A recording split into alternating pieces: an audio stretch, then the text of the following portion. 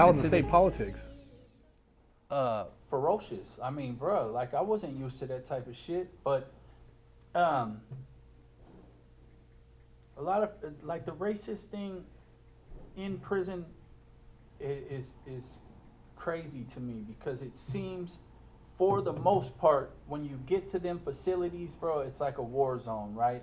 So you got your homies, you got the Woods over here, the Southsiders over here, the blacks over here, the Northerners over here, and it's like there's supposed to be animosity. Everybody's groups are in some kind of hidden war or whatever. So there's not going to be love. I understand that. You know what I mean? It's like people are trying to prepare you to be ready for the worst situation. So they want there to be little walls built up, right? So, like my homies didn't try to push no racist shit on me.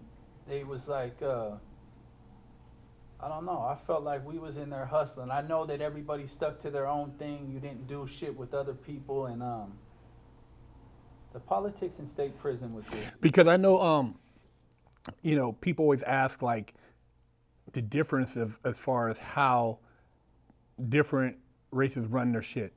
Like I know from like the guys like I've had, OG Badger on here and some other people, like I know you guys don't play with the paperwork. You guys, your paperwork better be right. You're not letting like certain people with certain types of charges on the yard. It's just a structure differently.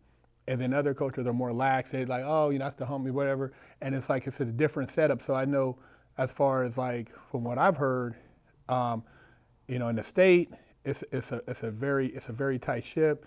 And then you kind of like they try to like put certain rules where you gotta. This is like how we get down, and we don't get down like that because we like to keep our stuff tight, and it allows for you to make, keep your hustle stronger and not get caught up in a lot of bullshit. Yeah, it's all political moves, man. You know what I mean? I feel like it's just shit to keep the accidents from happening, in my opinion. You know what I mean? If you narrow down your interactions within your own race, bro, hypothetically speaking, if you and your homeboy get into an altercation, you end up stabbing this fool, it's not going to create a problem for everybody on the yard. And I feel like that's like the main focus. That way, if there is the big things on the yard, you're ready or whatever. But, yeah, the state politics, bro, it's like, it seemed to me that it was almost, it didn't even have to be said. Like right when you walk to the yard, you know where you're supposed to go. You know what I mean? But I do know that the paperwork is strong. Motherfuckers ain't gonna hit the yard that have any kind of sex crimes.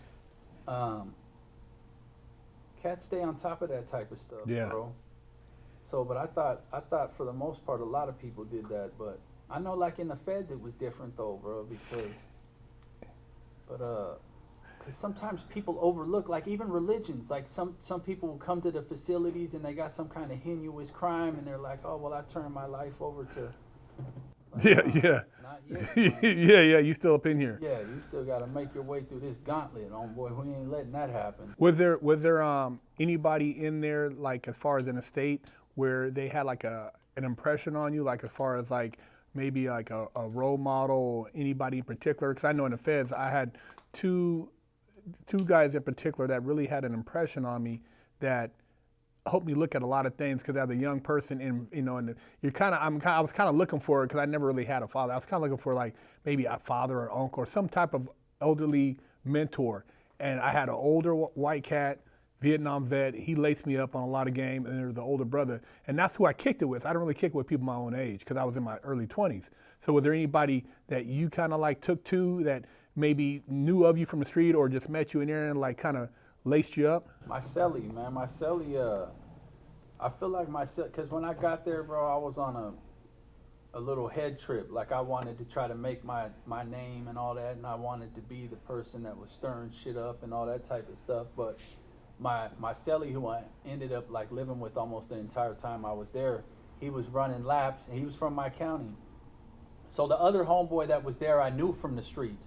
So he was like, oh man, I know this dude's family, this fool's locked in, whatever. So the homeboy's running, his celly's getting ready to go out to court. And he's like, man, I'm gonna move you into the house. And I'm like, all right. So we linked up, bro, and he got me working out, and And then another person, man. I've been wanting to bring the dude up to you because I think he'd be like a good person to bring on the show. Brian was an Irish dude I'd heard about when I was in San Quentin. So they was like, oh man, you're going over there to Jamestown, man. The homeboy Brian is a solid dude. He's Irish, and I've always been infatuated with my Irish heritage. So when I got there, Brian was another good influence on me. This fool would give me books about Ireland to read and all that type of stuff. But I feel like for the most part, I had a good head on my shoulders after these fools got me out of this rut. Like, man, we're trying to go home or whatever, brothers. There's like a bigger mission, something more important than running around these places trying to get a name for yourself. But like structuring me for like to prepare me for the future endeavors that I went on, no. Okay. It was like I feel like they just matured me enough to where it was like, here, get on this right path. Let's get home and get out of these places. But So stepping out of the state, you're back on the streets, you're fresh, you're healthy. I mean, what was that mind state, man? Because like you're like, okay, I got to get out here and make some shit happen. Well, initially I wanted to do good. Like I got out, bro, and for me, the thing that messed me up the most was like in the pen I was somebody. You know what I mean? It was like every day these dudes are coming up to you. There's like a major respect thing. Cats look up to you. It's like it's hard for me to explain. But then you go home, bro, and it's like these dudes don't give a damn about where you've been, who you are. They want to try to treat you however, with no respect. I don't know. I was working. I was trying to do all the right things. But at the same time, it was like, man, I wasn't comfortable there. And then, so I got home in September, bro. By Thanksgiving, I was already shucking and jiving. But it's like I had a clearer mind. Like I knew more what I was after. I was like, man, I want that big bag, bro. I wanna be the big time baller, the guy that. Were there some guys that you had previously been around that had been pretty successful, that had kind of like left an impression? I mean, like you're like, dude, so and so, man, he's got businesses, he's balling, and you're like, man, if I could just get to that level, I'd be good. Nah, see, the businesses and all that type of stuff, it was more like I was after the plug, bro. I wanted somebody that could just supply me with enough drugs that I could take over everything. There was never no thoughts. Like when I first came home, there was thoughts of doing good. But once that started going away, like my main goal was, I just wanted to get to that big level, dog. I wanted millions. I wanted to be in the mix. I wanted to feel what that shit felt like.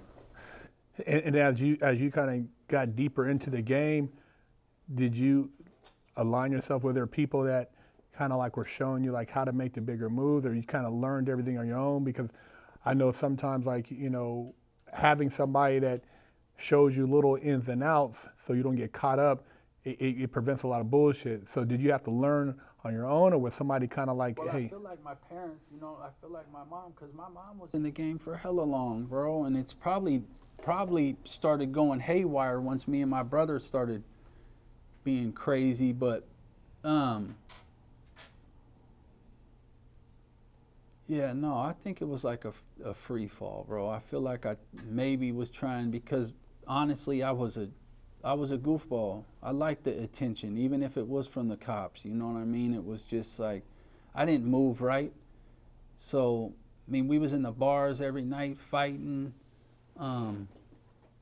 Everybody was talking about us. All the moves we was doing wrong. I mean, we wasn't trying to be discreet. It was like we were thriving on the attention instead of trying to avoid it. You know what I mean? Nobody ever told me like, bruh, fall back. You'll be able to make more money if they don't know about you. You know what I mean? And I try to preach that nowadays. It's like when I got arrested in the feds, I met two dudes that were traffickers, and these fools was like, I'm not worried about it. He goes, this dude, everything this cop did was illegal. They had it down, bro. They never had nothing in their car. They just like The car always smelled new, no smoking. It was like they had plans, bro. They studied what they was gonna do. It wasn't just like, oh, I'm gonna go grab a bag of dope and sell dope like an idiot. It was like they was structured, and I fucking loved that shit, bro. I was like, man, that's intelligent, man.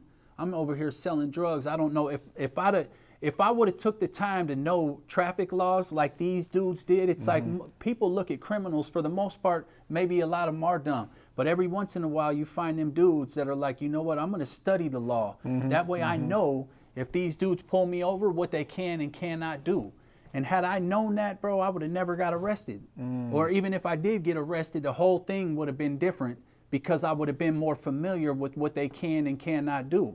So, but it's like little things you pick up here and there on your, but now I'm not in the game. So, but I try to put that in my music. Like, be smart, man. Think about what you're gonna do, man. People go through 4-year apprenticeships because they don't want the person to go on a job and do some dumb shit.